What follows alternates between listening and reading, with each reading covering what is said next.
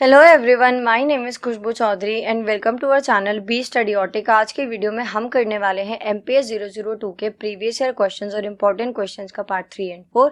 So video को and तक देखिएगा। अच्छे लगे तो लाइक शेयर कमेंट करना बिल्कुल मत भूलिएगा और ऐसी वीडियोज़ के लिए हमारे चैनल को भी सब्सक्राइब करें।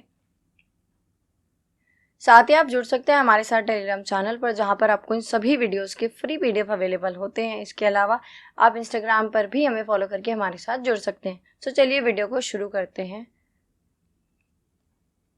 वीडियो शुरू करने से पहले एक बहुत इंपॉर्टेंट चीज़ जिसको आपको बिल्कुल भी स्किप नहीं करना है, तो हमने एमपीएस 002 को कवर किया है 3 वीडियो और 4 पार्ट के अंदर। आपको तीनों वीडियो कंप्लीट देखनी है, क्योंकि हमें नहीं पता कि आपकी कौन सी यूनिट में से कौन सा क्वेश्चन आ जाए। ठीक है ना, मुझे पता है ना आपको पता है, राइट। तो हमने क्या किया है, हमने यूनिट वाइज आपके प्रीवियस ईयर क्वेश्चन यानी कि पिछले 5 साल के क्वेश्चन और जो भी इंपॉर्टेंट या एक्सपेक्टेड क्वेश्चन हैं उन सभी को यूनिट वाइज डिवाइड किया है और यहाँ पर डिस्कस किया है।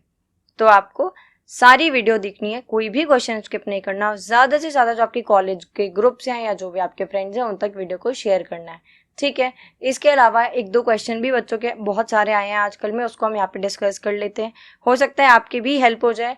पहला कमेंट ये आ रहा है कि ma'am majority students Hindi medium के हैं, तो हम पेपर कैसे दें। तो बच्चों देखो, अभी एज सच मेरे पास हिंदी मीडियम के लिए कंटेंट और वीडियो दोनों ही अवेलेबल नहीं है, ठीक है।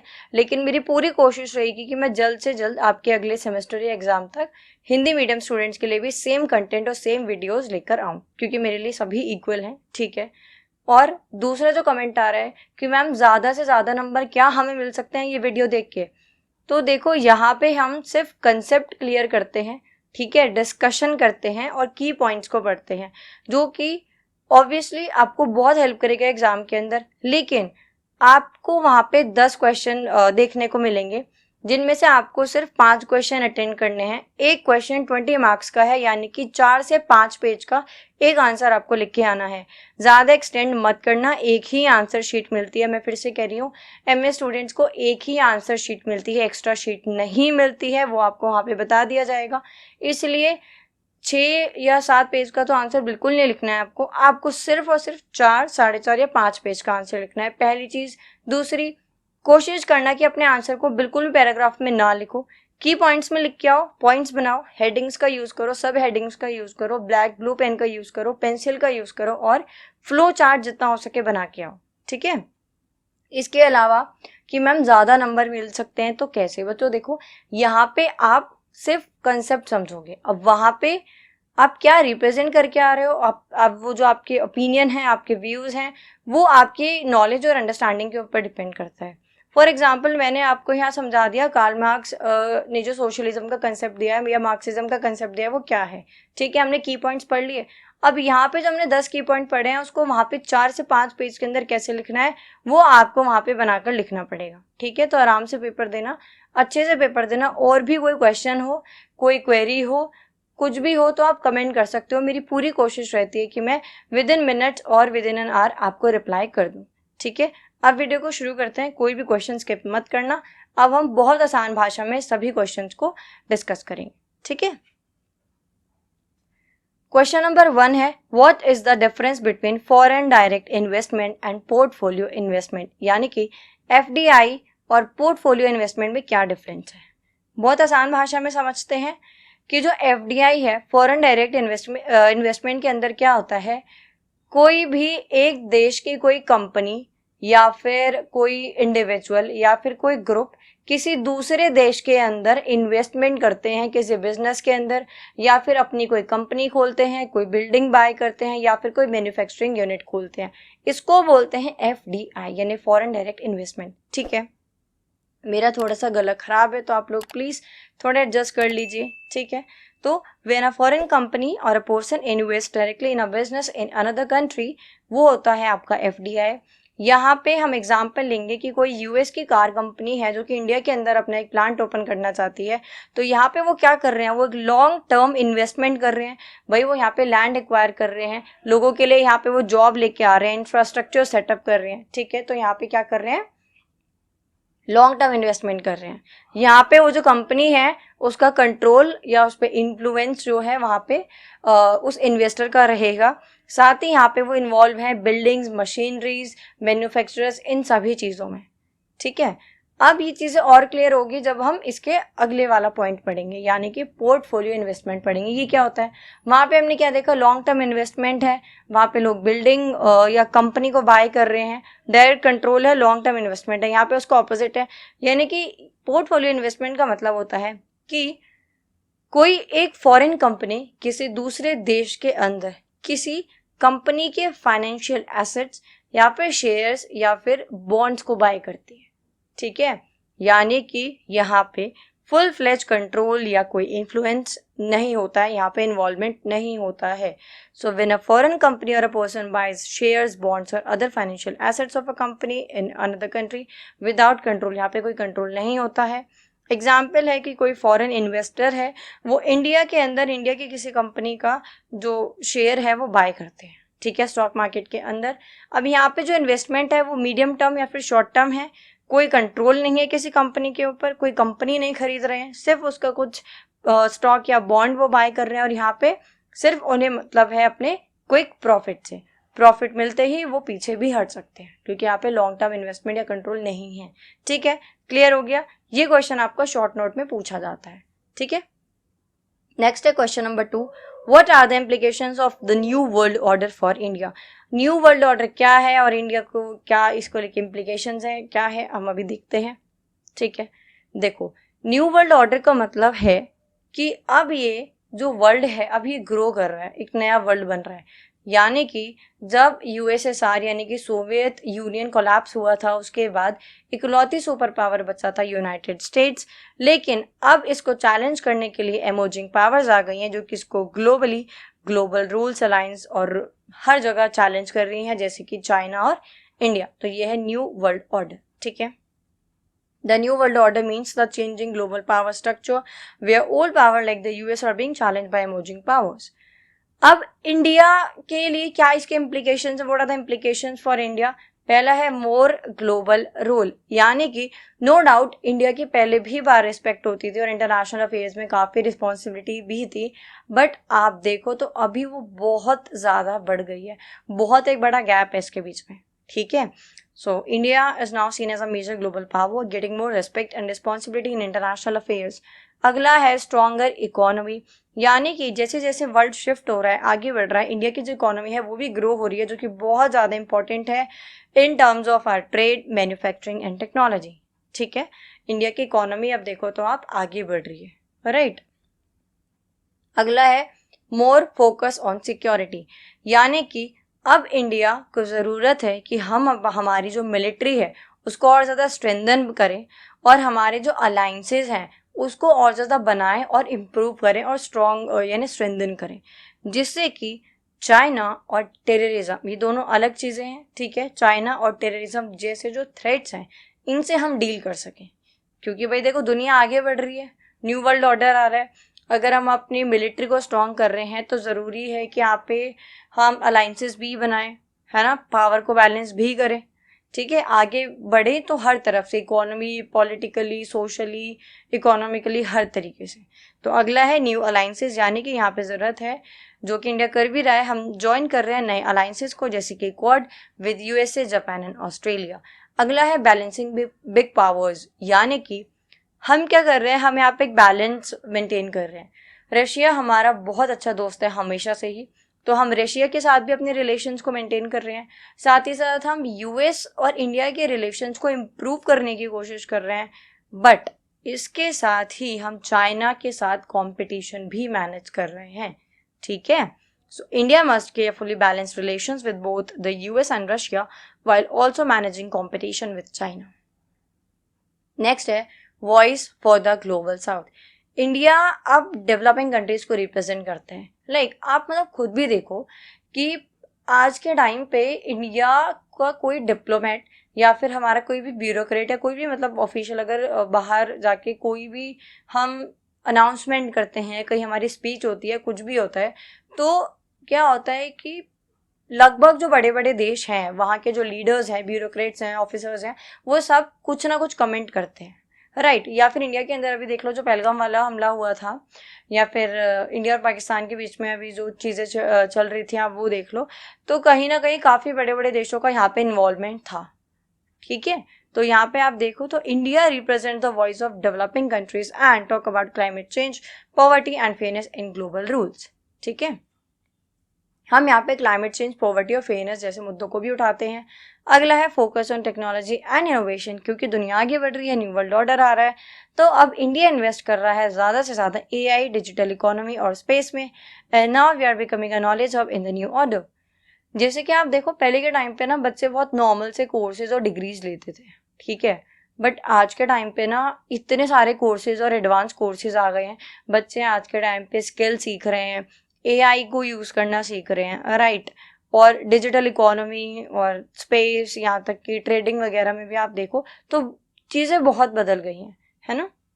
अगला है चैलेंजेस टू हैंडल। सारी चीज़ें देख ली, इंडिया रिप्रेजेंट कर रहा है डेवलपिंग कंट्रीज को, हम रिलेशंस बैलेंस कर रहे हैं, मिलिट्री स्ट्रॉन्ग कर रहे हैं, लेकिन कुछ चैलेंजेस भी हैं और वो चैलेंजेस इंटरनली ही हैं। और वो क्या है, यहाँ पे है जो इंडिया को इंटरनल इश्यूज फेस करने पड़ते हैं। जो कि चैलेंज है वो है सबसे बड़ा पॉवर्टी, दूसरा इनइक्वालिटी और तीसरा अनएम्प्लॉयमेंट। तो पहले हमें ज़रूरत है हम इन चैलेंजेस को ओवरकम करें और फिर उसके साथ साथ हम आगे बढ़े। ठीक है, नेक्स्ट है question number 3, explain the concept of self determination and it's elements. Self determination क्या होता है, इसके एलिमेंट्स क्या है, चलिए देखते हैं। सेल्फ डिटर्मिनेशन का मतलब होता है कि यहाँ पर लोगों के पास, कौन लोग, ऐसे लोग जो शेयर करते हैं सेम कल्चर को, सेम लैंग्वेज को, सेम हिस्ट्री को, ऐसे लोगों के पास यहाँ पे राइट है, अधिकार है कि वो चूज कर सकते हैं अपना पॉलिटिकल स्टेटस। बहुत इजी से एग्जाम्पल से समझाऊंगी। इंडिया पाकिस्तान का जब बंटवारा हुआ था तो यहाँ पे हमारे पास चॉइस थी कि हम एक इंडिपेंडेंट कंट्री बने, या हम जिसके साथ एग्जिस्टिंग कंट्री जो है इसके साथ जुड़े रहें, है ना, या फिर कोई नया देश बना लें या किसी और देश के साथ मिल जाए। तो ये सारी हमारी चॉइस थी। ठीक है, so self determination means that people have the right to choose their own political status and decide how they want to be govern without outside pressure. ठीक है, कुछ की एलिमेंट्स देख लेते हैं। पहला है राइट ऑफ अ ग्रुप और अ नेशन, यानी कि ऐसी कम्युनिटी या ऐसे लोग, ऐसे ग्रुप जो कि सेम कल्चर, लैंग्वेज, हिस्ट्री को शेयर करते हैं, वो अपना यहाँ पे कुल मिला के फ्यूचर डिसाइड कर सकते हैं। उस टाइम पे लोगों ने डिसाइड किया था कि हम एक देश बन के रहेंगे, तो आज के टाइम पे देखो भारत एक देश है। यहाँ पे हिंदू, मुस्लिम हो, सिख हो, ईसाई हो, जैन हो, पारसी हो, बुद्धिस्ट हो, कोई भी हो, सबके सेम ही हिस्ट्री है। भाई हम 15 अगस्त को ही आज़ाद हुए थे, हम उसी दिन इंडिपेंडेंस डे मनाते हैं। ठीक है, अगला है पॉलिटिकल चॉइस, यानी कि People can choose to be independent, join another country or stay as a part of an existing country। यहाँ पे लोगों के पास अधिकार है क्या, यानी कि आप कह लो अधिकार क्या, यहाँ पे एक चॉइस है कि या तो आप अलग देश बना लो, या फिर किसी और कंट्री के साथ जुड़ जाओ, या फिर जिस देश में हो उसमें ही बने रहो। ठीक है, अगला है फ्री एंड फेयर इलेक्शंस, यानी कि ये जो डिसीजन है, जो भी आप डिसीजन लोगे कि आपको इसी देश के साथ रहना है, अलग देश बनाना है, जो भी, ये आपको पीसफुली लेना है और डेमोक्रेटिक वे में ही लेना है, बिना किसी आउटसाइड फोर्स और प्रेशर के। अगला है इंटरनेशनल सपोर्ट। ये जो सेल्फ डिटर्मिनेशन है इसको आप सपोर्ट करते हैं इंटरनेशनल लॉज, स्पेशली उन देशों को या उन कम्युनिटी, उन ग्रुप्स को जो कि कभी ना कभी काफ़ी ऑप्रेस्ड रहे हैं, ठीक है, या फिर कॉलोनीज के अंडर रहे हैं। अगला है लिंक टू ह्यूमन राइट्स, यानी कि देखो सेल्फ डिटर्मिनेशन आपको बहुत ज़्यादा सुनने में आया होगा, जो नॉर्थ ईस्टर्न स्टेट्स हैं इंडिया के अंदर, वहाँ पे एक ना डिमांड उठी थी, जैसे अभी भी करंट में बोडोलैंड की डिमांड उठ रही है कि काफ़ी समय से चलती आ रही है कि उनको एक बोडोलैंड अलग से चाहिए, जो बोडो कम्युनिटी है, बोडो ट्राइब है। तो ऐसे क्या होता है कि यहाँ पे ना सेल्फ डिटर्मिनेशन का मतलब सिर्फ ये नहीं है कि यहाँ पे आपके पास ये चॉइस है कि आप एक अलग देश बना लो या जिस देश में उसके साथ रहो, या अलग राज्य बना लो, जो भी सब है। यहाँ पे हम बात कर रहे हैं फ्रीडम के बारे में, आपकी चॉइस, आपका राइट, आपकी आज़ादी, है ना, आपकी डिग्निटी, इक्वल राइट्स। अब भाई नॉर्मल सी बात है, कोई ऐसा ग्रुप या कम्युनिटी क्यों ही अपने देश को छोड़ना चाहेगा या अलग देश बनना चाहेगा। भाई जब उसको लग रहा होगा कि उसकी फ्रीडम को हार्म किया जा रहा है, उसको फ्रीडम नहीं मिल रही है, उसको डिग्निटी को, उसके रिस्पेक्ट नहीं किया जा रहा है, या फिर उसको इक्वल राइट्स नहीं मिल रहे हैं जो बाकी सबको मिल रहे हैं, तो जाहिर सी बात है ये आवाज़ उठेगी कि भाई हमें अलग ही कर दो। जैसे बलूचिस्तान बहुत अच्छा एग्जाम्पल है यहाँ पे। ठीक है, in short self determination means people decide their own future and it includes the right to form a government, freely make political choices and live with freedom and equality. ठीक है, अगला question number 4, what is mean by intervention. नाम से पता चल रहा है intervention क्या होता है, इंटरवीन करना, इंटरफेयर करना। And identify 3 distinct varieties of intervention. Intervention का मतलब हमने देख लिया अभी, ठीक है, क्या होता है, इंटरवीन करना, यानी कि जब कोई देश किसी और देश के मैटर में इंटरफेयर करे बिना बुलाए तो उसको क्या बोलते हैं, इंटरवेंशन बोलते हैं। ठीक है, so intervention means when one country gets involved in the affair of another country, usually without being invited. So this can be done for political, military, economic और ह्यूमैनिटेरियन रीजन। अब वो कुछ भी कारण हो सकता है। इसका एग्जाम्पल मैं एक अगर आपको दूं तो अभी जब यहाँ पे इंडिया में किसान आंदोलन चल रहा था तो उस टाइम पे Canada was trying to intervene in India, right. Canada की कुछ स्टेटमेंट्स आई थी, है ना, और भी कुछ देशों की आई थी। तो इंटरवेंशन का मतलब जब कोई एक कंट्री दूसरी कंट्री में घुसने की कोशिश करे बिना बुलाए, है ना। 3 मेन टाइप्स ऑफ इंटरवेंशन होते हैं। पहला है मिलिट्री इंटरवेंशन। अब यहाँ पे जो एक कंट्री है वो दूसरी कंट्री के अंदर अपनी आर्म फोर्सेस का इस्तेमाल कर रही है। क्यों कर रही है, वॉर को रोकने के लिए, टेररिज्म को रोकने के लिए, या फिर ह्यूमन राइट्स को प्रोटेक्ट करने के लिए। ठीक है, इसका मुझे एग्जाम्पल जरूर देना, बहुत फेमस एग्जाम्पल है और बहुत बड़ा देश है जो इसका एग्जाम्पल है। ठीक है, तो एक्सप्लेन है यहाँ पे नाटोज एक्शन इन लीबिया 2011। अगला है पॉलिटिकल इंटरवेंशन। इसका भी वो सेम ही एग्जाम्पल आएगा जो पहले वाले का। ठीक है, अगर आपको पता है तो जरूर कमेंट करना। So when a country tries to influence or control the politics of another country, includes supporting certain leaders, funding opposition or interfering in elections. Political intervention कैसे होता है, जब कोई एक कंट्री किसी दूसरी कंट्री की पॉलिटिक्स के अंदर इंटरफेयर करे, यानी कि या तो जो ऑपोजिशन के लीडर्स हैं उनको फंड प्रोवाइड कराए, ठीक है, या फिर कुछ लीडर्स को सपोर्ट करे, या फिर फेक न्यूज़ या मीडिया के थ्रू जो ऑपोजिशन है उसको इन्फ्लुएंस करे, या उसको अपने, आप कह सकते हो, अपनी बातों में ले आए, है ना, या फिर इलेक्शंस के अंदर इंटरफेयर करे। तो जो भी पॉलिटिकल एरेना के बीच में चीज़ें आती हैं, एरिया के बीच में थोड़ी चीज़ें आती हैं, वो सब इसके अंदर आ जाएंगी। एग्जाम्पल है foreign countries interfering in elections through fake news और हैकिंग। और आखिरी है इकोनॉमिक इंटरवेंशन, यानी कि जब कोई एक अच्छा ठीक है, बहुत फन फैक्ट है कि इन तीनों का एग्जाम्पल एक सेम कंट्री है। ठीक है, और ज़रूर कमेंट करना, फिर से बोल रही हूँ अगर आपको पता है तो। इकोनॉमिक इंटरवेंशन क्या होता है, यहाँ पे जब कोई एक कंट्री किसी दूसरी कंट्री को अफेक्ट करे, उसके ऊपर सैंक्शंस लगा के, कुछ ट्रेड रूल्स को बहुत स्ट्रिक्ट करके, या फिर मनी का यूज़ करके। ठीक है, aim is to pressure a country to change its behaviour. जैसे कि यहाँ पे इकोनॉमिक सैंक्शंस लगाए गए रशिया और नॉर्थ कोरिया के ऊपर, जिससे वो अपना जो वॉर बिहेवियर है उसको चेंज कर ले। ठीक है, अगला है question number 5, describe the evolution of the nuclear non proliferation regime. Nuclear non proliferation regime क्या है, देखते हैं। इसका मतलब है कि जो न्यूक्लियर वेपन्स है उसके स्प्रेड को बिल्कुल स्टॉप कर दिया जाए, फुल स्टॉप लगा दिया जाए, और जो ऑलरेडी जो बन गए हैं उनको आप रिड्यूस करो। ठीक है, so it means stopping the spread of nuclear weapons to more countries and working for disarmament, reducing nuclear arms. Key points अगर इसके इवोल्यूशन की बात करें, कैसे ये जो एनपीटी है ये इवॉल्व हुई, कैसे हुई।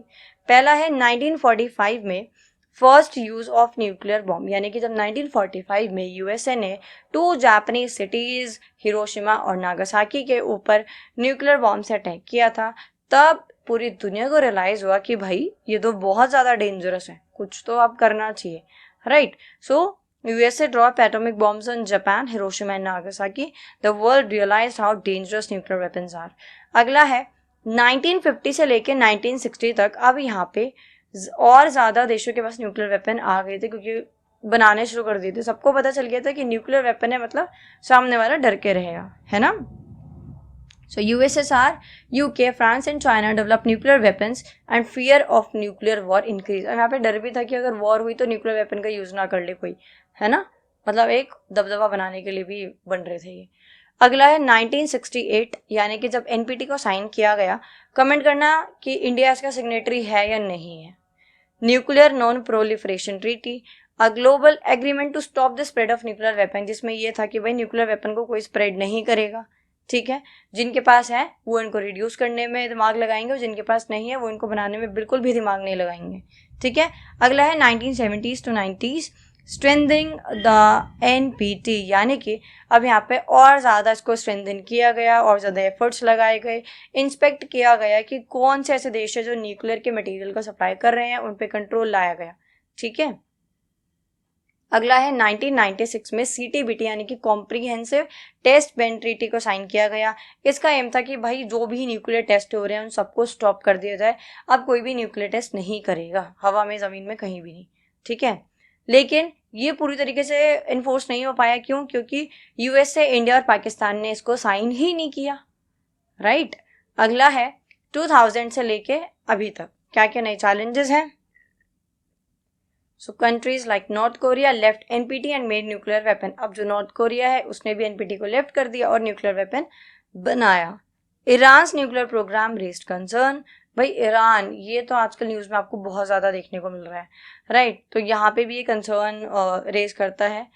तो अब ज़रूरत है कि कुछ स्ट्रिक्ट और स्ट्रॉन्ग रूल्स बनाए जाएं और कॉन्टिन्यूसली कोऑपरेट किया जाए कि भाई इस न्यूक्लियर वेपन की जो दौड़ है इसको रोका जाए, है ना, वरना आने वाले टाइम पे हमें बहुत मास लेवल पे कुछ चीज़ें खराब होती हुई दिख सकती हैं। नेक्स्ट है question number 6, right an essay on global fight against terrorism. ठीक है, आतंकवाद को लेके ग्लोबल फाइट के बारे में ऐसे पढ़ते हैं। तो देखिए, टेररिज्म एक बहुत बड़ा थ्रेट है शांति के लिए, पूरी दुनिया की शांति के लिए, क्योंकि पूरी दुनिया की शांति को भंग करता है। राइट, टेररिज्म क्या है, आतंकवाद क्या है? वही कुछ ऐसे संगठन, कुछ ऐसे ग्रुप्स या ऑर्गेनाइजेशंस, टेररिस्ट ऑर्गेनाइजेशंस में कहूँगी, ठीक है, जो अपने कुछ पॉलिटिकल या रिलीजियस गोल्स को पाने के लिए फियर यानी कि डर का माहौल बनाते हैं, भय का माहौल बनाते हैं और वायलेंस क्रिएट करते हैं। इनोसेंट पीपल यानी मासूम लोगों को मारते हैं, प्रॉपर्टी को डिस्ट्रॉय करते हैं और समाज में डर का माहौल बना के रखते हैं। तो क्योंकि ये पूरी दुनिया में हो रहा है तो ज़रूरत है कि पूरी दुनिया एक साथ मिलकर इसको रोके। ठीक है, terrorism is one of the biggest threat to peace in the world today. It means using fear and violence to achieve political religious goal. Terrorists kill innocent people, destroy property, create fear in society. That is why the whole world is fighting together to stop terrorism. अब क्या हुआ था कि पहले इतना ज़्यादा लोग नहीं इसको, है ना, देखते थे, बट जब 9/11 का हमला होता है, 9/11 अटैक होता है US में, ठीक है, 2001 में, तब इसको काफ़ी सीरियसली लिया गया, क्योंकि भाई US को हमेशा से सुपर पावर कंसिडर किया जाता है और वो था भी। ठीक है, तो यहाँ पे बहुत सारे कंट्रीज़ को रियलाइज़ हुआ कि ये कोई लोकल प्रॉब्लम नहीं है, but it is a global one, ये एक ग्लोबल प्रॉब्लम है। टेरर ग्रुप्स जैसे कि अलकायदा, ISIS एंड मोर, ये पूरी दुनिया में अपने नेटवर्क्स फैलाते जा रहे थे। तो ज़रूरत थी कि जो पूरी दुनिया है वो एक साथ मिलके इसका निवारण करें, यानी इसको जड़ से ख़त्म करें। ठीक है, अब जो कंट्रीज थी वो शेयर कर रही थी इंटेलिजेंस यानी कि इंफॉर्मेशन, कोऑपरेट कर रही थी इन टर्म्स ऑफ सिक्योरिटी और एंटी टेरर लॉज बना रही थी, और UN जैसी ऑर्गेनाइजेशंस भी रूल्स बना रही थी कि जो भी ऐसे देश हैं जो टेररिस्ट को हेल्प करते हैं, मनी प्रोवाइड कराते हैं, वेपन्स प्रोवाइड कराते हैं, फिर शेल्टर देते हैं, मैं पाकिस्तान की ही बात कर रही हूँ, ठीक है, और भी बहुत सारे देश हैं। ठीक है, तो यहाँ पे इसको लेके UN ने रूल्स बनाए थे।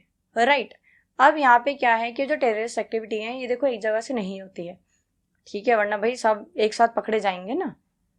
तो यहाँ पे क्या होता है कि कोई कहीं पे बैठ के प्लानिंग कर रहा है, कोई कहीं से हथियार पहुंचा रहा है, कोई कहीं पे बैठ के कार्टोग्राफी कर रहा है, मैप बना रहा है ना, कोई कहीं पे बैठ के पूरा नेटवर्क चला रहा है, कोई बैकअप के लिए बैठा है।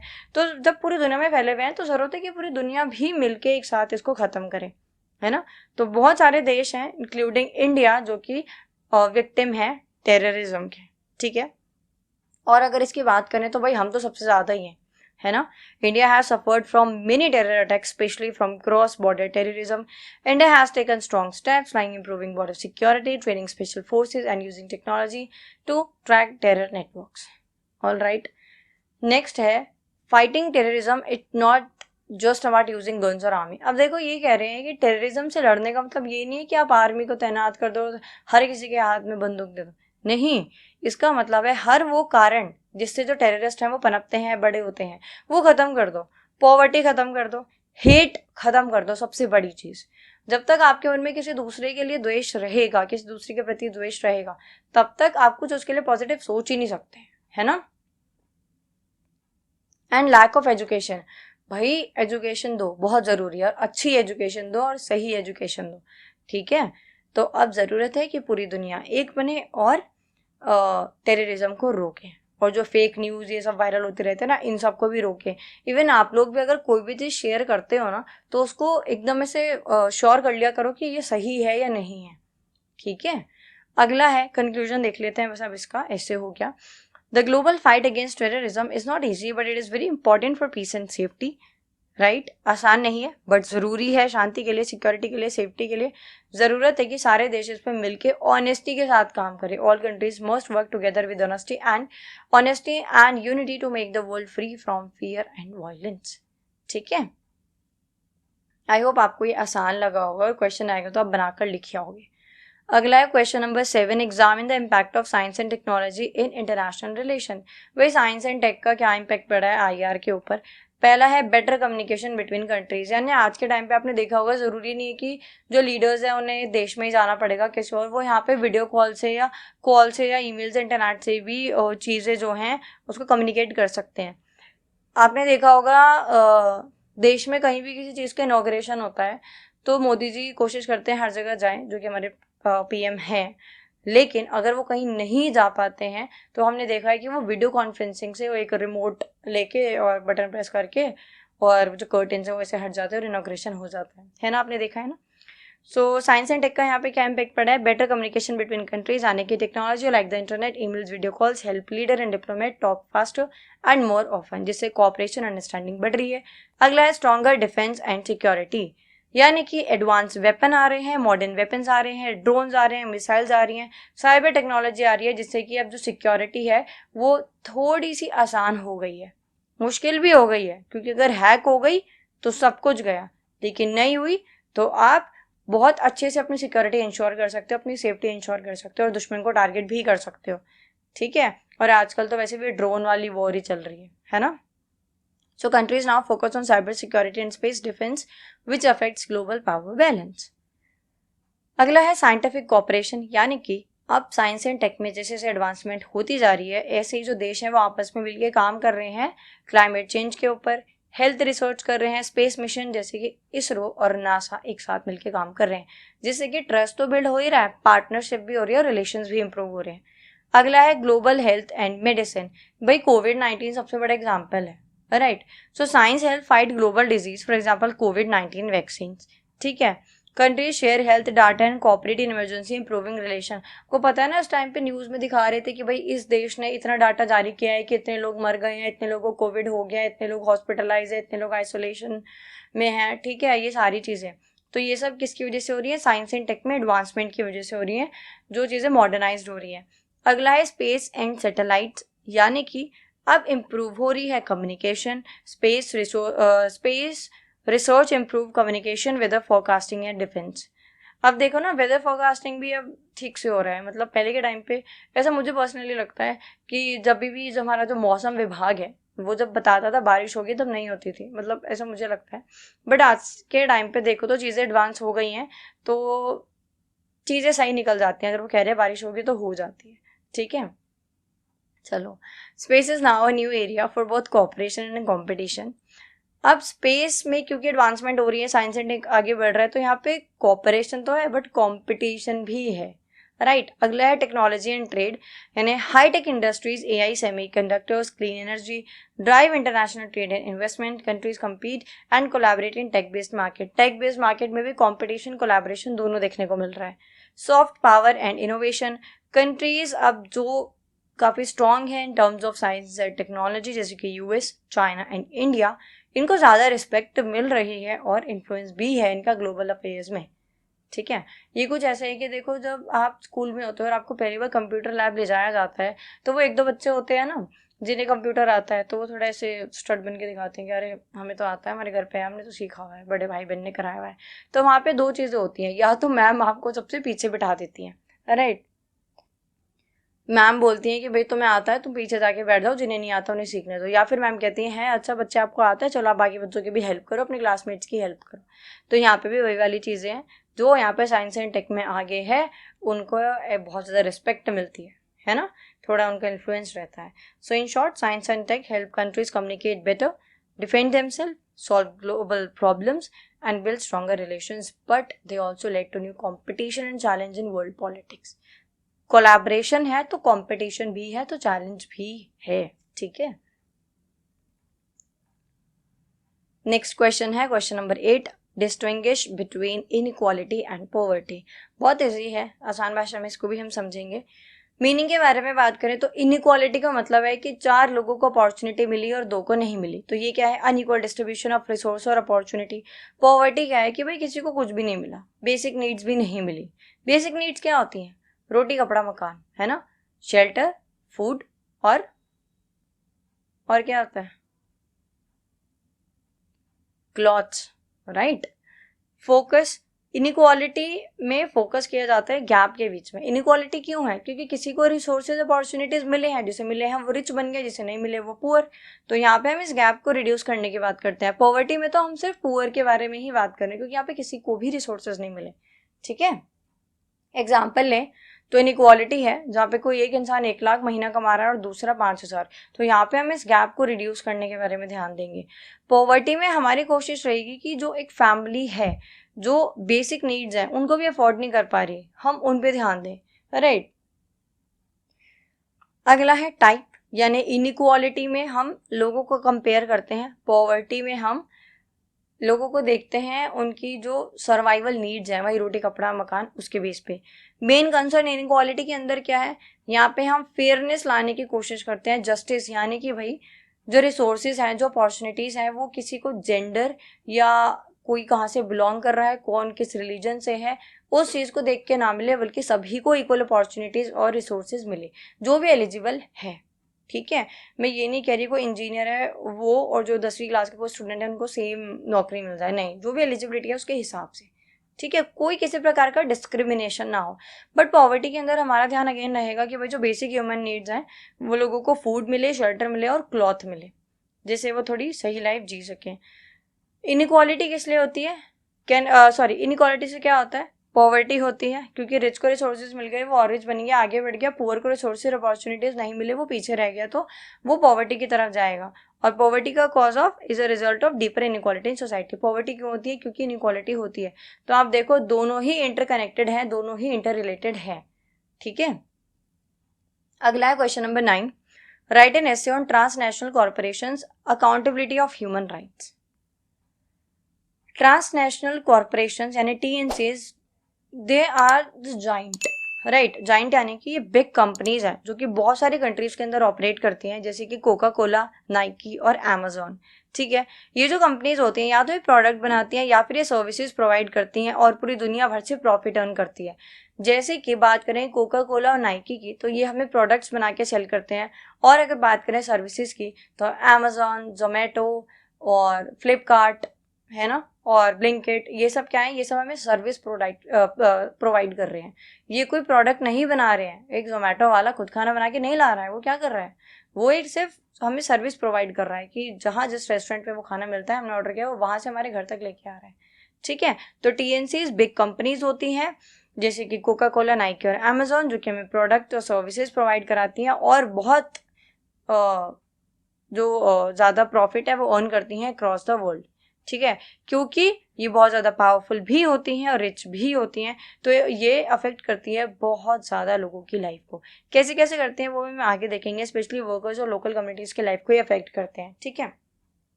TNC क्या है समझ आया, क्लियर हुआ, प्रोडक्ट और सर्विस के बीच का डिफरेंस क्लियर हुआ। अब देखते हैं अकाउंटेबिलिटी। देखो अकाउंटेबिलिटी क्या होती है, अकाउंटेबिलिटी होती है जब आप जवाबदेह ठहराते हो किसी को।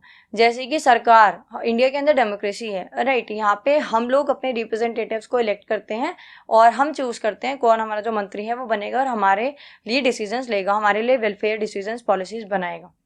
तो अगर सरकार ऐसा कोई भी काम करती है जो हमारे खिलाफ होता है, हमारे देश के खिलाफ होता है, तो सरकार यहाँ पे अकाउंटेबल है, जवाबदेह है, ठीक है।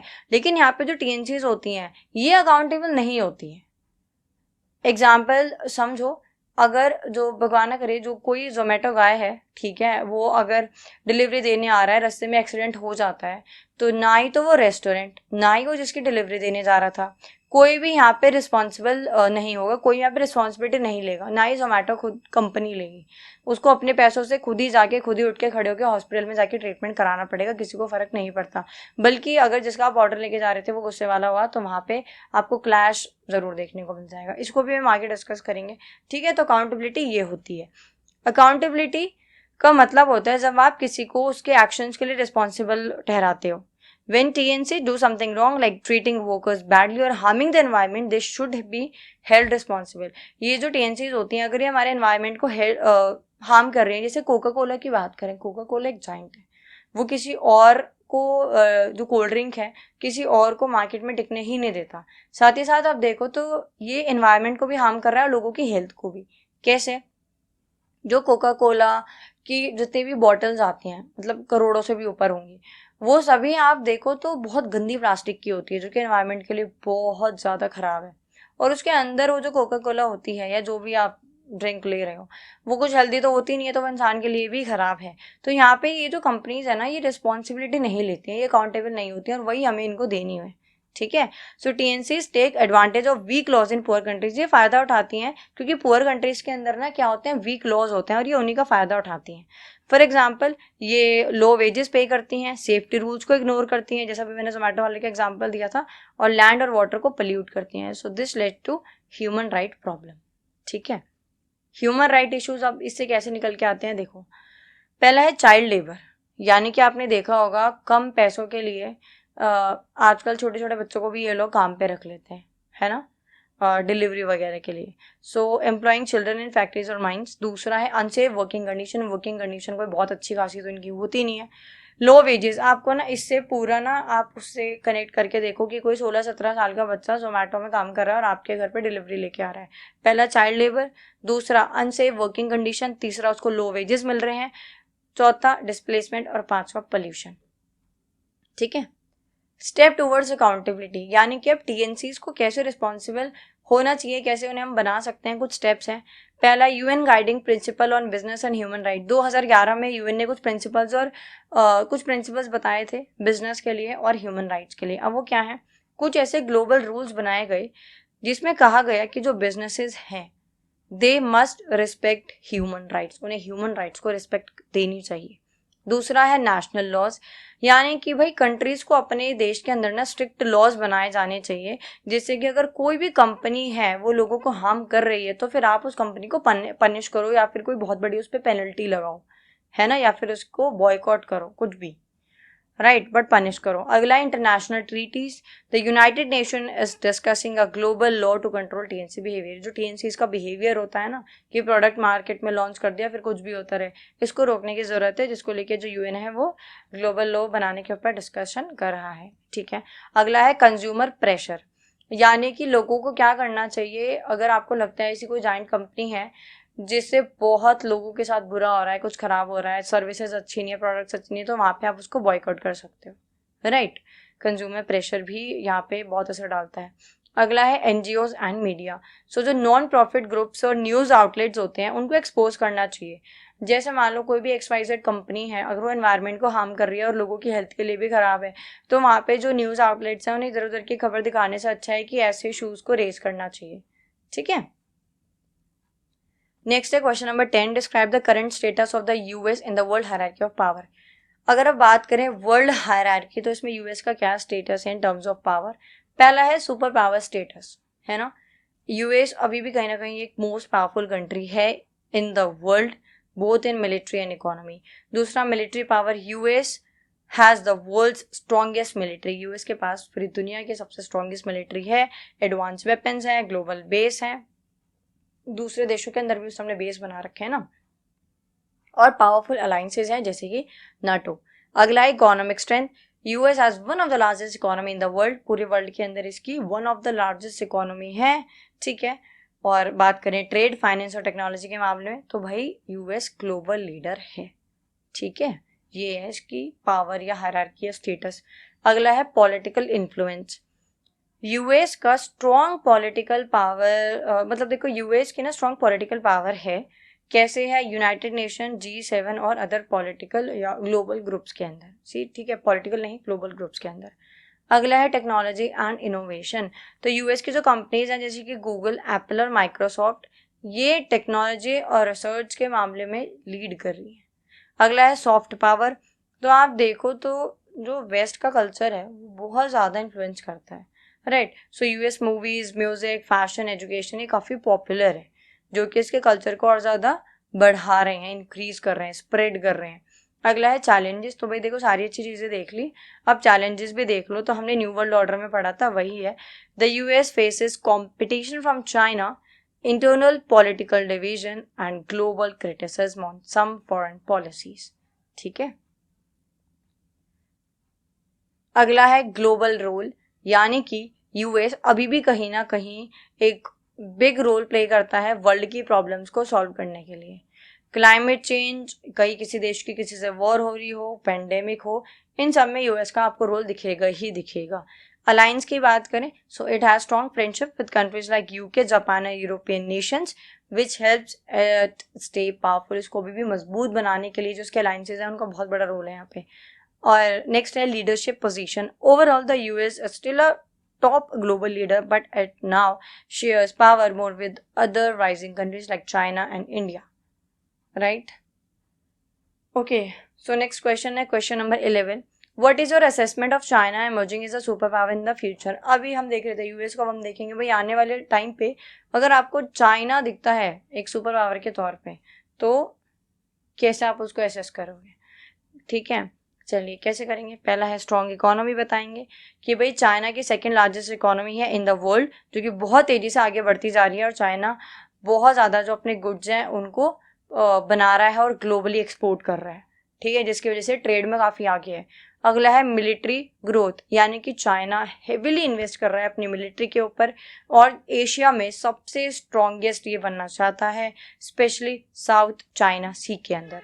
अगला है टेक्नोलॉजी राइज। तो जो चाइनीज कंपनी है जैसे कि हवाई, अलीबाबा और टिकटॉक, ये ग्लोबल लीडर्स बन गई हैं इन terms of technology and innovation, ठीक है। अगला है ग्लोबल प्रोजेक्ट्स, यानी कि चाइना का जो बेल्ट एंड रोड इनिशिएटिव है, जिसके अंदर ये रोड्स, पोर्ट्स और रेलवेज बना रहा है बहुत सारे देशों के अंदर, जिससे कि इसका जो ग्लोबल इन्फ्लुएंस है वो इंक्रीज हो रहा है, वो बढ़ रहा है, ठीक है। चाइना क्या कर रहा है, बहुत सारे देशों के अंदर रोड्स बना रहा है, पोर्ट्स बना रहा है, रेलवेज बना रहा है, एक तरीके से एहसान कर रहा है, फिर एहसान तले दबा देगा उन्हें। अगला है political power. So China is becoming more active in international organization. अब चाइना एक्टिवली इंगेज हो रहा है, पार्टिसिपेट कर रहा है इंटरनेशनल ऑर्गेनाइजेशन में जैसे कि UN, and is trying to shape global rules. अगला है competing with the US. China is challenging US leadership in trade, technology and diplomacy, especially in Asia and Africa, ठीक है। अगला है soft power efforts. China spreading, देखो भाई China spread कर रहा है अपना कल्चर, मीडिया और एजुकेशन को। अगला है चैलेंजेस, यानी चाइना, भाई देखो चैलेंज सभी फेस करते हैं, ठीक है, ऐसा नहीं कोई सुपर पावर है, कोई मिलिट्री किसी की स्ट्रॉन्ग है, पॉपुलेशन ज़्यादा है, भाई चैलेंजेस सबके सामने है। तो चाइना के सामने क्या चैलेंज है? Ageing population, strict political control, human rights issue, और जो दूसरे देश इसके ऊपर ट्रस्ट नहीं करते वो भी एक चैलेंज है, ठीक है।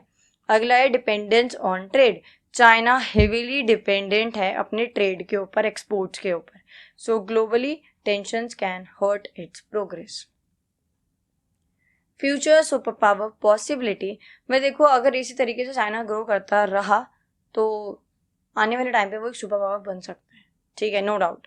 If China continues to grow, solve its internal problems and improve its global image, it could become a true superpower alongside or even challenging the US। अगर ये जो भी इंटरनेशनल प्रॉब्लम है उन सबको सॉल्व कर लेगा और अपनी ग्लोबल इमेज को भी इम्प्रूव कर देगा तो ये डेफिनेटली बहुत आगे जाएगा। और कोई भी देश अगर अपनी इंटरनल प्रॉब्लम्स को सॉल्व कर लेगा और अपनी इमेज अच्छी बनाएगा तो कोई भी देश आगे जा सकता है, ठीक है। अगला question number 12, what do you understand by the term ethnicity, explain the concept of identity. Ethnicity क्या है, आइडेंटिटी क्या है, चलिए देखते हैं। एथनिसिटी का मतलब होता है जब एक ग्रुप ऑफ पीपल, यानी कि कुछ लोगों का समूह शेयर करते हैं कॉमन कल्चर को, कॉमन लैंग्वेज को, कॉमन हिस्ट्री को, कॉमन ट्रेडिशन को, कॉमन रिलीजन या एंसेस्ट्री को, तो वो होते हैं एथनिसिटी। यानी कि 5 पंजाबी खड़े हैं, 5 राजस्थानी खड़े हैं, तो जो पंजाबी हैं वो उनका एक एथनिक ग्रुप है, ठीक है, जो दिखाता है उनका कल्चर, उनकी लैंग्वेज, उनकी हिस्ट्री, उनका खाना पीना, रहना सहना, उनकी बोली, हर एक चीज़ को, ठीक है। एग्जाम्पल है पंजाबीज, तमिल्स, कूट, जुलूस और ethnic groups. People feel emotionally connected to their ethnic group. It gives them a sense of belonging and pride in their roots. क्या होता है कि मान लो अगर हरियाणा से कोई केरल गया है, ठीक है, वहाँ पे उसको कोई हरियाणवी मिल जाए तो वो कितना खुश हो जाएगा, है ना। ऐसे कि भाई दो भाई दोनों तबाही, कैसे कि भाई एक ऐसा राज्य है जहाँ पे आपको शायद उनकी लैंग्वेज नहीं आती है, कम आती है, वहाँ पे आप घूमने गए हो, पढ़ने गए हो, जिस भी पर्पज से गए हो, वहाँ पे आपको कोई ऐसे इंसान मिल जाए जो आपकी ही जगह से है, आपके राज्य से है, आपकी लैंग्वेज बोलता है, आपके जैसे कपड़े पहनता है, आपके जैसे खाना खाता है, सब आपके जैसा करता है, तो एक वो भाईचारे वाली फीलिंग आ जाती है ना। तो एथनिसिटी में क्या होता है, आप इमोशनली बहुत कनेक्टेड होते हो अपनी एथनिक ग्रुप से, ठीक है। एक सेंस ऑफ बिलोंगिंग, एक प्राइड होता है। आइडेंटिटी होती है जो आपकी पर्सनल आइडेंटिटी होती है, ठीक है। Identity means who am I, it is how a person और a group sees themselves and how others see them. Types of identity, देखो पर्सनल आइडेंटिटी होती है नेम, पर्सनालिटी, चॉइस। जब आप स्कूल में होते हो तो आपके पास आईडी कार्ड होता है, क्या होता है वो, आइडेंटिटी कार्ड होता है। आपकी आइडेंटिटी, आपका नाम क्या है, आप कौन सी क्लास में हो, आप कहाँ रहते हो, आपका एड्रेस और आप कौन से स्कूल में पढ़ते हो, ठीक है। जब आप कॉलेज में होते हो तो वहाँ का अलग आईडी कार्ड होता है, आप कौन सी यूनिवर्सिटी कॉलेज में हो, क्या आपका नाम है, ठीक है, कौन सा आप कोर्स कर रहे हो। ऐसे आप कहीं एमएनसी वगैरह में जॉब करते हो या आप इवन पुलिस में भी हो या कहीं भी हो तो आपका आईडी कार्ड होता है जो आपकी पर्सनल आइडेंटिटी को बताता है। जैसे सोशल आइडेंटिटी होती है कि आप कौन से ग्रुप से बिलोंग करते हो। जैसे एग्जाम्पल रिलीजन, मैं बात करूं तो मैं कौन से रिलीजन से बिलोंग करती हूँ, मेरी नेशनैलिटी क्या है, मेरा जेंडर क्या है, मेरी एथनिसिटी क्या है। मैं इंडियन हूँ, मैं हिंदू रिलीजन से हूँ, मैं एक फीमेल हूँ, मेरी एथनिसिटी क्या है, या फिर मैं किस कास्ट से बिलोंग करती हूँ, मैं जाट फैमिली से बिलोंग करती हूँ। ये सब क्या है, ये सब मेरी सोशल आइडेंटिटी है, राइट। अगला है फॉर्म्ड बाय सोसाइटी, यानी कि आइडेंटिटी कौन शेप करता है, हमारी फैमिली, हमारा कल्चर, हमारी एजुकेशन और मीडिया। यानी कि स्कूल में थे, स्कूल का आईडी कार्ड था, कॉलेज में आए उनका आईडी कार्ड, जॉब कर रहे हो उनका आईडी कार्ड, ठीक है, कल को आगे कुछ लाइफ में बढ़िया करोगे उनका आईडी कार्ड, पीएचडी करोगे तो पीएचडी होल्डर कहलाओगे। तो ये आपकी सोशल आइडेंटिटीज हैं जो कि सोसाइटी फॉर्म करती है, जो कि समय के साथ साथ बदलती रहती है, कैन चेंज ओवर टाइम, ठीक है। क्लियर हो गया एथनिसिटी और आइडेंटिटी क्या होता है। सो आइडेंटिटी फिक्स्ड नहीं होती है, it can change with experience and situations. Important for self respect, एक स्ट्रॉन्ग आइडेंटिटी होना बहुत ज़रूरी है, ये आपको कॉन्फिडेंट फील कराता है और वैल्यू भी प्रोवाइड कराता है। एक बात बताओ, जब आप कहीं रिज्यूमे भेजते हो अपना, ठीक है, तो सामने वाला जो भी आपका रिज्यूमे पढ़ रहा है उन्होंने आपको नहीं देखा, वो आपको नहीं जानते, वो आपसे नहीं मिले, लेकिन 10 लोगों को छोड़ वो आपको ही क्यों इंटरव्यू के लिए बुला रहे हैं, क्योंकि वो जो रिज्यूमे है वो आपको रिफ्लेक्ट कर रहा है, आपकी पर्सनैलिटी, आपकी अचीवमेंट्स, आपकी क्वालिफिकेशन, आपका एक्सपीरियंस, आपकी एजुकेशन, है ना, वो वहाँ पे आपको रिफ्लेक्ट कर रहा है। तो जितनी स्ट्रांग आपकी आइडेंटिटी होगी उतना ही ज़्यादा कॉन्फिडेंट फील करोगे, ठीक है। आइडेंटिटी एंड पॉलिटिक्स, अभी से आइडेंटिटी को पॉलिटिकल ग्रुप्स इस्तेमाल करते हैं वोट पाने के लिए। यानी कि जो पॉलिटिकल ग्रुप्स होते हैं वह आपकी एथनिसिटी, कास्ट, रिलीजन का इस्तेमाल करते हैं, और जो भी मान लो मेजॉरिटी है वहाँ पे उसकी किसी एक इंसान को जो थोड़ा प्रसिद्ध है, जिसके लोग सुनते हो या मानते हो, उसको वो टिकट दे देते हैं, ठीक है। तो यहाँ पे पॉलिटिक्स में भी इसका यूज़ किया जाता है। रिस्पेक्ट फॉर अदर आइडेंटिटीज़, तो हम इंडिया में रहते हैं, ठीक है। So in a diverse society it is important to respect all kinds of identities for peace and harmony. In short, ethnicity is about shared culture, roots, identities, how people define themselves both personally and as a part of group. I hope आपको दोनों में difference पता होगा, और ये question भी आपका short note में ही आता है या फिर अलग से भी आ सकता है। अगला है question number 13, how did indigenous movement gain international attention in the initial stages. Indigenous movement क्या होते हैं, देखो कॉलोनियल ऑपरेशंस, ठीक है, सॉरी ऑपरेशंस, राइट।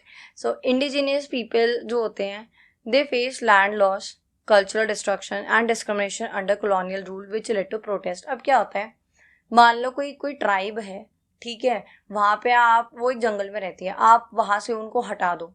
मान लो कोई नागालैंड में कोई लोग रहते हैं और आप दिल्ली से बिलोंग करते हो, तो आप देखोगे नागालैंड से अगर किसी को वहाँ से डिस्प्लेस किया गया है या उनका वहाँ पे कल्चर ख़त्म कर दिया, उनकी जगह ले ली और यहाँ पे उनको दिल्ली में कोई जगह दे दी, ठीक है, या फिर वो दिल्ली में आ गए, तो वो यहाँ पे नहीं सर्वाइव कर पाएंगे। उनको यहाँ पे ऐसा वेदर नहीं मिलेगा, ऐसा एटमॉस्फेयर, ऐसी सराउंडिंग नहीं मिलेगी, जैसा वो खाना खाते हैं, जैसी उनकी लैंग्वेज है, जो वो उनका काम है, वो चीज़ें यहाँ पे नहीं मिलेंगी, तो उनका सर्वाइवल बहुत मुश्किल हो जाएगा। सो जब भी ऐसे लोगों को ये फील होता है कि उनसे उनका लैंड लिया जा रहा है, उनके कल्चर को ख़त्म किया जा रहा है या उनके साथ भेदभाव किया जा रहा है, तब तब वो प्रोटेस्ट करते हैं, ठीक है, वो मूवमेंट्स करते हैं। मतलब ऐसा होता है जब भी आप किसी ग्रुप को, किसी भी इंसान को, किसी भी चीज़ को दबाने की कोशिश करोगे तो वो चीज़ उभरेगी। और तभी इसलिए आपको देखने को मिलता है कि फेमिनिस्ट मूवमेंट होते हैं, दलित मूवमेंट होते हैं, इंडिजिनियस पीपल, ये लोग मूवमेंट करते हैं, है ना। चलो, ह्यूमन राइट फोकस, यानी 1960 से लेकर 1970 तक the global human right movement started. यहाँ पे जो है इस पीरियड के अंदर ग्लोबल ह्यूमन राइट मूवमेंट शुरू हो जाते हैं, ठीक है। अगला यूनाइटेड नेशंस इन्वॉल्वमेंट, यानी कि अब जो यूएन है वो शुरू कर देता है इंडिजिनियस इशू को रिकॉग्नाइज करना कि भाई ये भी एक बड़ा मुद्दा है। 1971 में एक स्पेशल स्टडी लॉन्च की जाती है इंडिजिनस राइट्स के ऊपर कि भाई इन लोगों को क्या अधिकार दिए जाने चाहिए, है ना, क्या क्या चॉइस इनके पास होनी चाहिए, क्या इनके पास फ्रीडम, राइट्स, लिबर्टी, ये सारी चीज़ें इनको कैसे और क्या दी जानी चाहिए, मतलब सारी चीज़ें, होल स्टडी, होलिस्टिक स्टडी।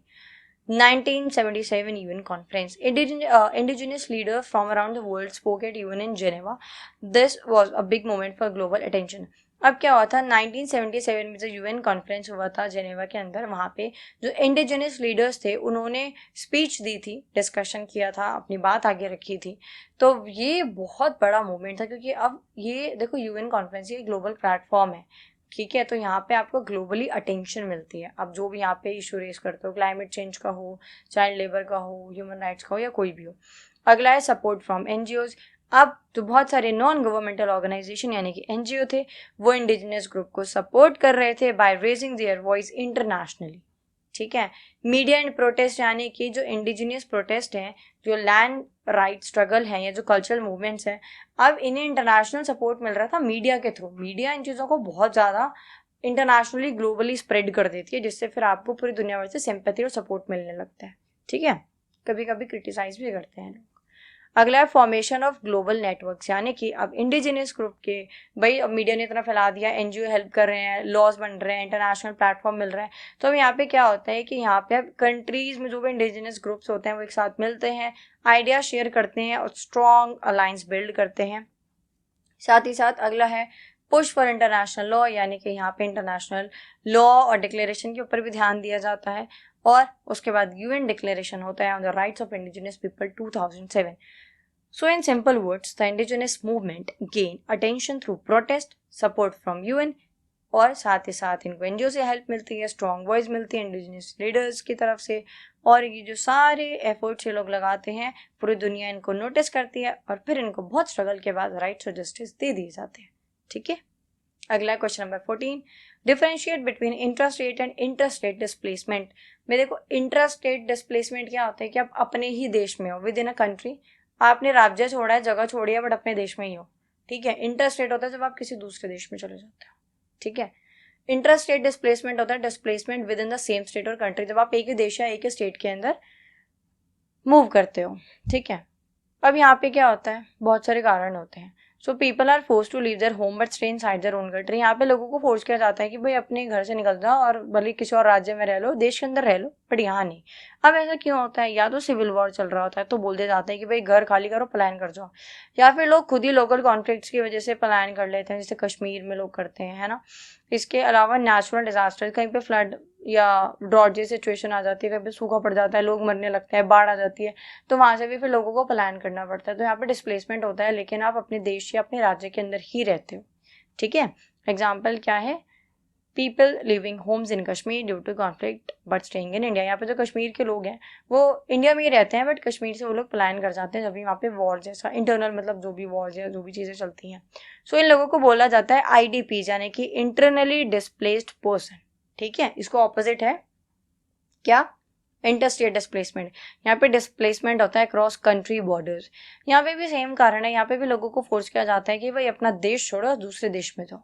क्यों जाओ, या तो उस देश में वॉर चल रही होती है ना, जैसे कि सीरिया के लोगों ने मूव किया था यूरोप की तरफ वॉर से बचने के लिए, right. People from Syria moving to Europe to escape war. अब यहाँ पे क्या होता है, तो वॉर की वजह से लोग अपना देश छोड़ देते हैं, पलायन कर जाते हैं, या फिर ह्यूमन राइट अब्यूज होता है, या फिर और भी बहुत सारे कारण होते हैं। तो ऐसे लोगों को क्या बोला जाता है, रिफ्यूजीज या फिर असाइलम सीकर, जैसे कि दिल्ली के अंदर रहते हैं रोहिंग्यास रहते हैं ना। अगला question number 15, What do you understand by diaspora? How does it promote transnational movements? Diaspora क्या होता है, इंडिया के वो लोग जो बाहर रहते हैं, जो बिजनेस करने गए हैं या पढ़ाई करने गए हैं, जिस भी कारण से गए हैं, वो इंडिया से अभी भी कनेक्टेड हैं। वो क्या है? Indian diaspora. ठीक है, ट्रांसनेशनल मूवमेंट्स को कैसे सपोर्ट करता है, चलिए देखते हैं। Diaspora means people who leave their home country and live in another country but still keep strong ties with their original culture, language and homeland। यानी कि डायस्पोरा का मतलब है वो लोग जो दूसरी कंट्री जाते हैं, वहाँ पे रहते हैं, लेकिन अपने देश से, अपनी जो उनकी जगह है, कल्चर है, लैंग्वेज से बहुत ज़्यादा कनेक्टेड रहते हैं। जैसे इंडिया में देखो, जो पंजाबीज हैं वो कनाडा शिफ्ट हो रहे हैं बहुत सारे, और अब से नहीं, बहुत पुराने टाइम से, लेकिन वो अभी भी पंजाबी बोलते हैं। वो अपने कल्चर को फॉलो करते हैं, अपनी लैंग्वेज को फॉलो करते हैं, अपने होमलैंड को अभी भी मतलब वो लोग आते जाते रहते हैं, है ना। सो एग्जाम्पल है Indian diaspora includes Indians living, जो भी हमारे इंडियंस रहते हैं यूएसए, यूके, कनाडा, यूएई में। दीज पीपल में move for work, education, trade और ड्यू टू कॉन्फ्लिक्ट। अभी किसी भी कारण की वजह से जा सकते हैं, ये काम करने जाते हैं, एजुकेशन के लिए जाते हैं, ट्रेड के लिए जाते हैं, या फिर किसी कॉन्फ्लिक्ट की वजह से। अगला है how diaspora promotes transnational movement. अभी ट्रांसनेशनल मूवमेंट्स को कैसे प्रमोट करते हैं? पहले तो कल्चरल एक्सचेंज। भाई वो बाहर देश में भले ही रह रहे हैं, लेकिन वो हमारे देश का जो फूड है, म्यूजिक है, फेस्टिवल है, वो वहाँ पे भी उसको बहुत ज़्यादा स्प्रेड कर रहे हैं। आपने देखा होगा ना कि बहुत सारी कंट्रीज में आपने देखा होगा, जैसे रशिया में अगर आपने देखा होगा, वहाँ पे क्या हो रहा है, जो इस्कॉन है वो बहुत ज़्यादा फैलता जा रहा है ना। इस्कॉन टेम्पल है, लोग वहाँ पे ऐसे रोड पे और ऐसे बड़े बड़े हॉल्स के अंदर भजन कीर्तन करते हैं, और वही नहीं, बहुत सारे देशों के अंदर ऐसा हो रहा है। अगला है trade and business links. Diaspora member often help increase trade.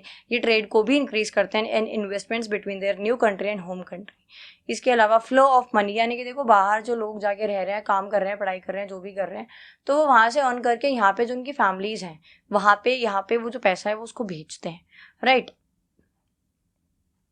Diaspora sends money back to their families which supports the economy of their home country, जो कि क्या करता है, उनकी होम कंट्री की इकोनॉमी को सपोर्ट करता है। ठीक है, अगला है knowledge and skill transfer. So जो भी एजुकेटेड डायस्पोरा है वो अब वहाँ से नई स्किल, नई टेक्नोलॉजी और आइडियाज़ को सीख के आते हैं और यहाँ पे अपने होमलैंड में शेयर करते हैं। मान लो कोई कनाडा गया है, ऑस्ट्रेलिया गया है, अमेरिका गया है, रशिया गया है, कहीं भी गया है, वहाँ पे जाके कोई स्किल या कोर्स सीख के आया है, और यहाँ पे आके फिर वो क्या कर रहा है, फिर उसी चीज़ को शुरू कर रहा है, लोगों को सिखा रहा है। तो नई टेक्नोलॉजी आ रही है, नई स्किल आ रही है, नए आइडियाज़ आ रहे हैं, है ना। Travel and tourism. Diaspora regularly travels between countries encouraging tourism and air connectivity. तो ये देखो भाई, एयर कनेक्टिविटी और टूरिज्म को भी एनकरेज करता है। अगला है political influence. Diaspora groups can influence policies in both their homes and new countries. Stronger international relations. तो ये हेल्प करते हैं कि जिस देश में रह रहे हैं, जिस देश से आए हैं, उनके बीच में फ्रेंडली रिलेशंस रहें। ठीक है, अगला है last question, question number 16। Right a note on the following, human security and rise of NGOs. Human security क्या होता है? देखो, ह्यूमन सिक्योरिटी का मतलब है लोगों को प्रोटेक्ट करना, सिर्फ बॉर्डर्स या आर्मी से नहीं, बल्कि लोगों को प्रोटेक्ट करना, उनको एक अच्छी लाइफ देना, उनको सेफ्टी प्रोवाइड कराना। ठीक है, उनको बचाना किससे? पॉवर्टी से, गरीबी से, हंगर से, भूखमरी से, डिजीज यानी बीमारी से, वायलेंस से, एनवायरमेंटल हार्म और पॉलिटिकल अब्यूज से। It means human security means protecting people, not just border और army. It focus on the safety and wellbeing of individual in daily life. ठीक है, ये आइडिया क्या है? People should feel safe at home, यानी कि अगर आप एक देश के अंदर अपने घर पे सेफ फील कर रहे हो, आप अच्छा खाना खा पा रहे हो, आप हॉस्पिटल्स में दिखा पा रहे हो, आप अच्छी पढ़ाई ले पा रहे हो, आपके पास आज़ादी है कुछ भी करने की, कहीं भी जाने की, ठीक है, तो आप क्या है, आपको पूरी ह्यूमन सिक्योरिटी प्रोवाइड की गई है। ठीक है, उसको एंजॉय करो। अगला है राइज ऑफ एनजीओज, यानी कि नॉन गवर्नमेंटल ऑर्गेनाइजेशंस। क्या होती हैं? सो एनजीओज होते हैं, नाम से पता चल रहा है, नॉन गवर्नमेंटल ऑर्गेनाइजेशन, यानी कि ऐसे ग्रुप जो कि लोगों के लिए काम करते हैं। किन लोगों के लिए? जो कि वॉइसलेस होते हैं।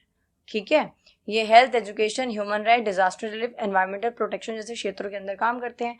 तो एनजीओज बेसिकली जो वॉइसलेस पीपल होते हैं ना, इनकी हेल्प करते हैं। ठीक है, वाई एनजीओज आर राइजिंग, क्यों इतना बढ़ रहे हैं? देखो, गवर्नमेंट हर प्रॉब्लम को सॉल्व नहीं कर सकती और लोग एनजीओ के ऊपर ट्रस्ट करते हैं। आज के टाइम पे अगर किसी गरीब के साथ कुछ बुरा होता है, या फिर मान लो अगर किसी लेडीज के साथ बुरा होता है, तो वो सरकार पे ज़्यादा भरोसा करेगी या फिर महिला आयोग पे? वो महिला आयोग पे भरोसा करेगी, या ऐसा एनजीओ जो विमेंस के लिए काम करता है उस पर ज़्यादा भरोसा करेगी, क्योंकि वो एक ही चीज़ के लिए काम कर रहे हैं। ठीक है, so NGO work fast and directly with the people. तो जो ग्लोबल प्रॉब्लम है जैसे क्लाइमेट चेंज, पॉवर्टी, तो यहाँ पे भी ये लोग बहुत अपना जो योगदान है, कंट्रीब्यूशन है, दे रहे हैं। In short, human security is about protecting people basic needs and right, and NGO are growing because they help in solving this problem, support people in need and build a better society. I know हमने चीज़ों को बहुत deeply discuss नहीं किया है, वो इसलिए क्योंकि ये सिर्फ पीवाई की और इंपॉर्टेंट क्वेश्चन वीडियो है, डेडिकेटेड वीडियोस नहीं है किसी भी टॉपिक या यूनिट को लेके, ठीक है। अब होता है आपका MPS 002 कंप्लीट। आई होप आपने वीडियो पूरी देखी है, आपको अच्छी लगी है, और आप सपोर्ट करना चाहते हो तो हमारी मेंबरशिप जो कि बहुत ही रीजनेबल है, आप उसको ज्वाइन कर सकते हो, या फिर हमें सुपर थैंक्स भेज सकते हो। ज़्यादा से ज़्यादा वीडियो को शेयर करना, और मिलते हैं अगली वीडियो में। टिल देन, पीस स्टडी और टेक।